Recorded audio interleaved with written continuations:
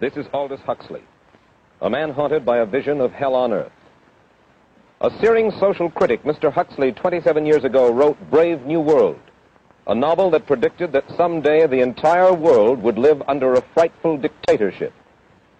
Today, Mr. Huxley says that his fictional world of horror is probably just around the corner for all of us.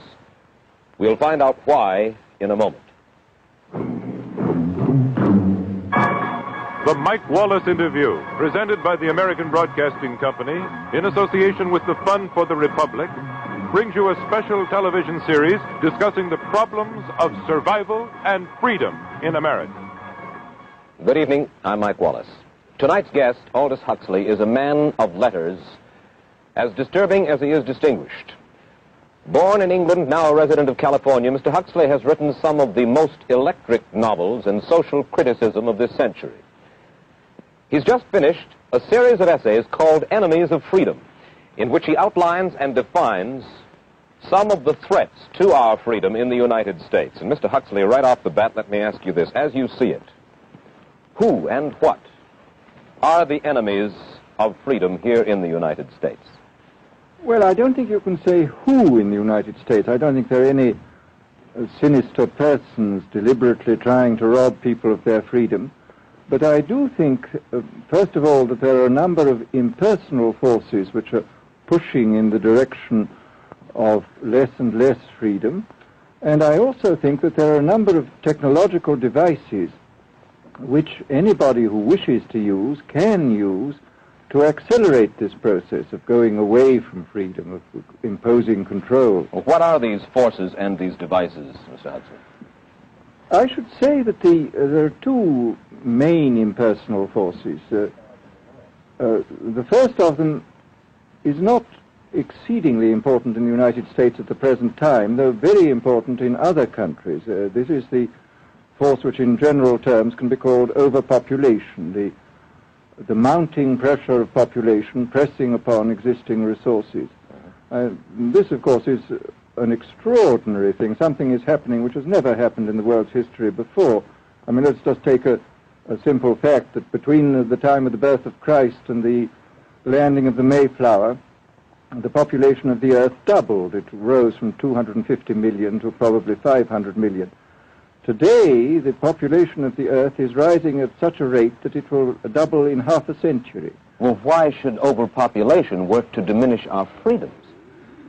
Well, in a number of ways. I mean, the experts in the field, like Harrison Brown, for example, pointed out that in the underdeveloped countries, actually the standard of living is at present falling, that people have less to eat and less goods per capita than they had 50 years ago. And as the position of these countries, the economic position, becomes more and more precarious, obviously the central government has to take over more and more responsibility for keeping the ship of state on an even keel. And then, of course, you're likely to get social unrest under such conditions, with again an intervention of the central government. So that I think one sees here a pattern which seems to be pushing very strongly towards a totalitarian regime. And unfortunately, as in all these underdeveloped countries, the only highly organized political party is the Communist Party, it looks rather as though they will be the heirs to this unfortunate process, that they will step into the position of power. Well, then, ironically enough, one of the greatest forces against communism in the world, the Catholic Church, according to your thesis, would seem to be pushing us directly into the hands of the communists because they are against birth control. Well, I think this strange paradox probably is true. There is it's an extraordinary situation, actually. I mean, one has to look at it, of course, from a biological point of view.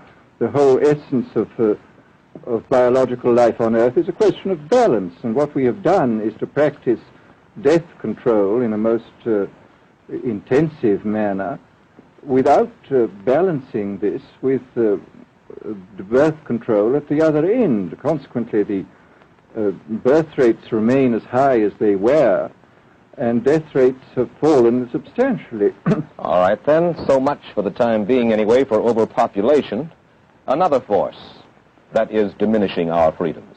Well, another force which I think is very strongly operative in this country is the force of what may be called over-organization. As technology becomes more and more complicated, it becomes necessary to have more and more elaborate organizations, more hierarchical organizations. And incidentally, the advance of technology has been accompanied by an advance in the science of organization. It's now possible to make organizations on a larger scale than was ever possible before. And so that you have more and more people living their lives out as subordinates in these hierarchical systems controlled by bureaucracies, either the bureaucracies of big business or the bureaucracies of big government. Now, the devices that you were talking about, are there specific devices or methods of communication which diminish our freedoms in addition to overpopulation and over-organization?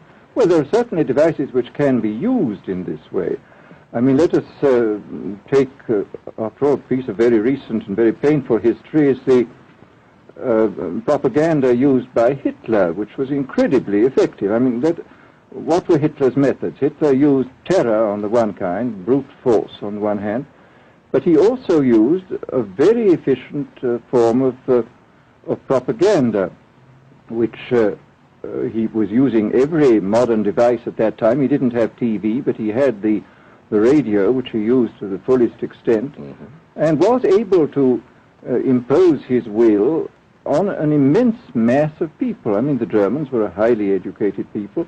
Well, we're aware of all this, but how do you equate Hitler's use of propaganda with the way that propaganda, if you will, is used, let us say, here in the United States? Are you suggesting that there is a parallel? Needless to say, it's not being used in this way now. But the point is, it seems to me, that there are methods at present available, methods superior in some respects to Hitler's methods, which could be used in a bad situation. I mean, what I feel very strongly is that we mustn't be caught by surprise by our own advancing technology. This has happened again and again in history. Technology has advanced, and this changes social conditions, and suddenly people have found themselves in a situation which they didn't foresee and doing all sorts of things they didn't really want to do. Well, now, what do you mean? Do you mean that we develop our television, but we don't know how to use it correctly? Is that the point that you're making? Well, at present, the television, I think, is being used quite harmlessly. It's being used, I think, I would feel it's being used too much to distract everybody all the time. But, I mean, imagine, which must be the situation in all communist countries, where the television, where it exists, is always saying the same thing the whole time, is always driving along. It's not creating a wide front of distraction, it's creating a one-pointed drumming in of a single idea all the time. It's obviously an immensely powerful instrument. So you're talking about the potential misuse of the instrument. Exactly. We have, after all technology is in itself morally neutral. These are just powers which can either be used well or ill. It's the same thing with atomic energy. We can either use it to blow ourselves up, or we can use it as a substitute for the coal and the oil, which are running out. You've even written about the use of drugs in this light. Well, now, this is a very interesting subject. I mean, in this book that you mentioned, this book of mine, Brave New World, I postulated a substance called soma, which was a very versatile drug. It would make people feel happy in small doses. It would make them see visions in medium doses, and it would send them to sleep in large doses.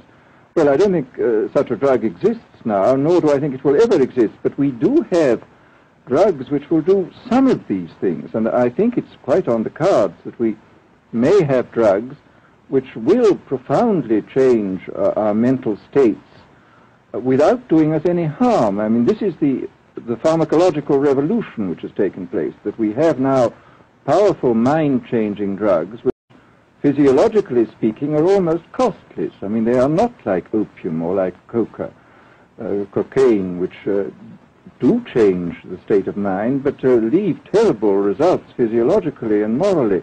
Mr. Huxley, in your new essays, you state that these various enemies of freedom, are pushing us toward a real-life, brave new world, and you say that it's awaiting us just around the corner. First of all, can you detail for us what life in this brave new world which you fear so much, or what life might be like? Well, to start with, I think this kind of the dictatorship of the future, I think will be very unlike the dictatorships which we've been familiar with in the immediate past. I mean, take another book prophesying the future, which was a very remarkable book, George Orwell's 1984. Well, this book was written at the height of the Stalinist regime and just after the Hitler regime. And there he foresaw a dictatorship using entirely the methods of terror, the methods of physical violence. Now, I think what is going to happen in the future is the dictators will find, as the old saying goes, that you can do everything with bayonets except sit on them. That if you want to preserve your power indefinitely, you have to get the consent of the ruled. And this they will do partly by drugs, as I foresaw in Brave New World, partly by these new techniques of propaganda. They will do it by bypassing the sort of rational side of man and appealing to his subconscious and his deeper emotions and his physiology even, and so making him actually love his slavery. I mean, I think this is the danger, that actually people may be in some ways happy under the new regime, but they will be happy in situations where they oughtn't to be happy. But let me ask you this. You're talking about a world that could take place within the confines of a totalitarian state. Let's become more immediate, more urgent about it. We believe, anyway, that we live in a democracy here in the United States. Do you believe that this brave new world that you talk about could, let's say in the next quarter century, the next century, could come here to our shores? I think it could. I mean, that's why I feel it's so extremely important here and now to start thinking about these problems, not to let ourselves be taken by surprise by the new advances in technology. I mean, for example, in regard to the use of the drugs, we know there's enough evidence now for us to be able, on the basis of this evidence and using a certain amount of creative imagination, to foresee the kind of uses which could be made by people of bad will with these things, and to attempt to forestall this. And in the same way, I think with these other methods of propaganda, we can foresee and we can do a good deal to forestall. I mean, after all, the price of freedom is eternal vigilance. You write in Enemies of Freedom, you write specifically about the United States. You say this, writing about American political campaigns. You say, all that is needed is money and a candidate who can be coached to look sincere. Political principles and plans for specific action have come to lose most of their importance. The personality of the candidate, the way he is projected by the advertising experts, are the things that really matter. Well, this is, during the last campaign, there was a great deal of this kind of statement by the advertising managers of the campaign parties, this idea that the candidates had to be merchandised as though they were soap or toothpaste, and that you had to depend entirely on the personality. I mean, the personality is important, but there are certainly people with an extremely amiable personality, particularly on TV, who might not necessarily be very good in positions of political trust. Well, do you feel that men like Eisenhower, Stevenson, Nixon, with knowledge of forethought, were trying to pull the wool over the eyes of the American public? No, but they were being advised by powerful advertising agencies who were making campaigns of a quite different kind from what had been made before. And I think we shall see probably all kinds of new devices coming into the picture. I mean, for example, this thing which got a good deal of publicity last autumn, subliminal projection. I mean, as it stands, this